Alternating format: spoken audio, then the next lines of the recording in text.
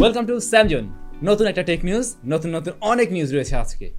গতকাল আমাদের চ্যানেলে একটা দারুণ ইন্টারেস্টিং ভিডিও দেওয়া হয়েছিল, বর্তমান সময়ে দাঁড়িয়ে কোন স্মার্টফোনগুলো আপনার না কেনা উচিত হবে। যারা ওই ভিডিওটা মিস করছেন অবশ্যই দেখে নেবেন, কারণ হয়তো আপনিও একটা স্মার্টফোন কিনতে পারেন। ডেসক্রিপশনের লিঙ্কটা দেওয়া থাকলো। আর আরেকটা বিষয় মনে রাখতে হবে, আগামীকাল কিন্তু আমাদের চ্যানেলে আস্ক স্যাম আসছে। আপনার জানতে চাওয়ার প্রশ্নগুলো অবশ্যই এই ভিডিওতে কমেন্টস করুন। আমরা এখান থেকে গুরুত্বপূর্ণ কমেন্টসগুলো নিয়ে কালকে ভিডিওটা তৈরি করব। শুরুতে রয়েছে রেডমির তরফ থেকে ইন্টারেস্টিং নিউজ। রেডমি নোট 8 এই স্মার্টফোনটা মোটেই কোনো নতুন স্মার্টফোন নয়, গত 2 বছর আগের একটি ফোন। তো আপনারা অলরেডি অবশ্যই জানেন যে এই স্মার্টফোনের 2021 নামে নতুন একটা এডিশন আসছে, অর্থাৎ রেডমি নোট 8 2021। তো এই মোবাইল ফোনটা আর ওই আগের ফোনটা এর মাঝে তফাৎ কি? এই যে মাঝে 2 বছর, এই 2 বছরে পরিবর্তন এসেছে এর প্রসেসরে, মানে মূলত মেইন পরিবর্তন প্রসেসরে। কোয়ালকমের জায়গায় এবার এখানে থাকছে মিডিয়াটেকের processor, MediaTek Helio G85 processor দিয়ে আসছে এই স্মার্টফোন। আর অপারেটিং সিস্টেমেও পরিবর্তন থাকছে, MIUI 12.5 দিয়ে আসছে এই স্মার্টফোন।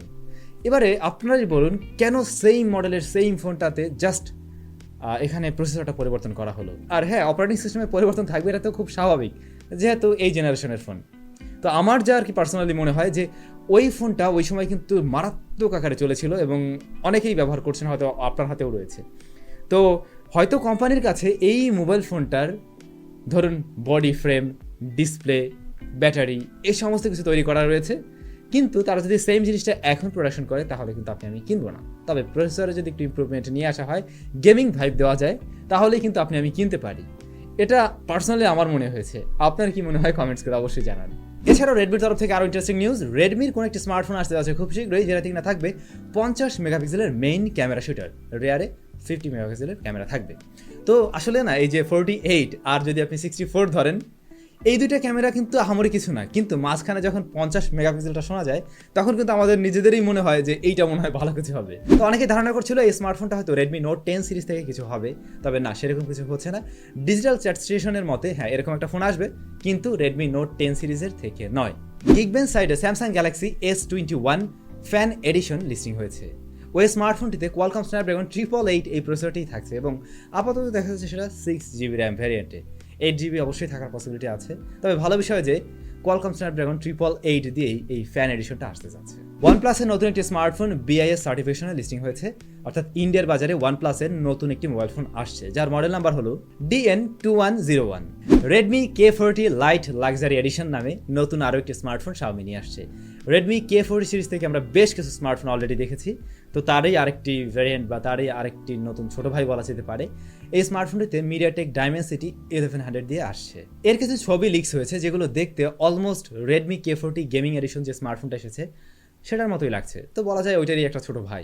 লোক, আপনাদের কয়েকদিন আগে জানিয়েছিলাম কার্ল পাই উনি নতুন একটি ব্র্যান্ড নিয়ে আসছে, যার নাম হলো নাথিং, এবং ওনার নাথিং ব্র্যান্ড থেকে জুন মাসেই আমরা TWS দেখতে যাচ্ছি।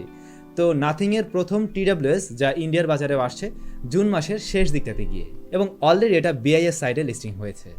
জাপানের বাজারে Oppo Reno 5 এই স্মার্টফোন অ্যানাউন্স হয়েছে, তবে এর প্রাইসিং অ্যানাউন্স হয়নি, কেমন দামে আসবে এখনও জানা যায়নি। Oppo Reno 5 এর তুলনায় Reno 5 কিন্তু ভালো কিছু অফার করছে, যেমন এই মোবাইল ফোনের প্রসেসরে রয়েছে কোয়ালকম স্ন্যাপড্রাগন 765G, এবং মোবাইল ফোনটিতে একটি ফুল HD প্লাস রেজলিউশনের 90Hz রিফ্রেশ রেটের OLED প্যানেল থাকবে, রেয়ারে 64 মেগাপিক্সেলের ক্যামেরা এবং ফ্রন্টে 16 মেগাপিক্সেলের ক্যামেরা।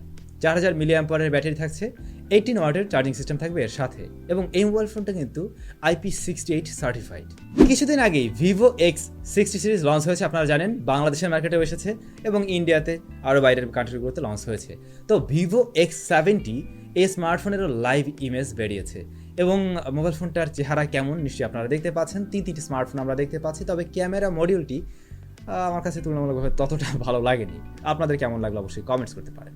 উইন্ডোজ অপারেটিং সিস্টেমের উইন্ডোজের সাথে আমরা দেখতাম যে ইন্টারনেট এক্সপ্লোরার নামে একটি ব্রাউজার দিয়ে দেওয়া হতো, যেটা মানে বিল্ট ইন থাকতো আর কি। তো এই ব্রাউজারটা আগামী বছরের জুনের 15 তারিখের পরে আর থাকছে না, কোম্পানি এটা বন্ধ করে দিতে যাচ্ছে, এবং কোম্পানি তার জায়গায় নতুন ব্রাউজার ব্যবহার করতে যাচ্ছে, যার নাম হলো এজ।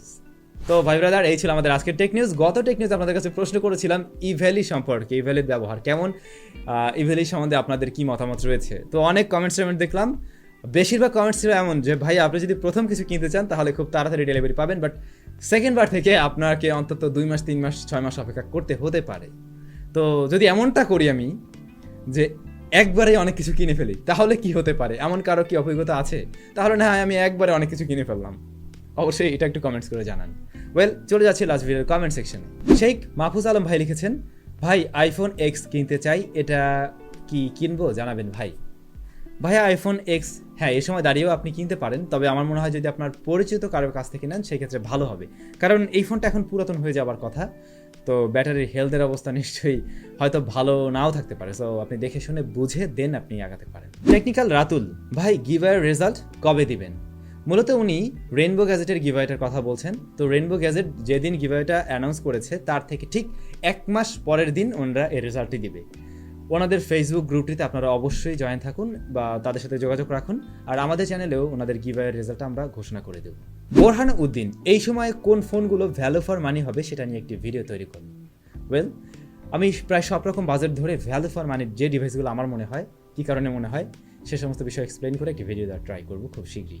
এমডি ফাজলে রাবি ভাই লিখেছেন, A52 value for money or not?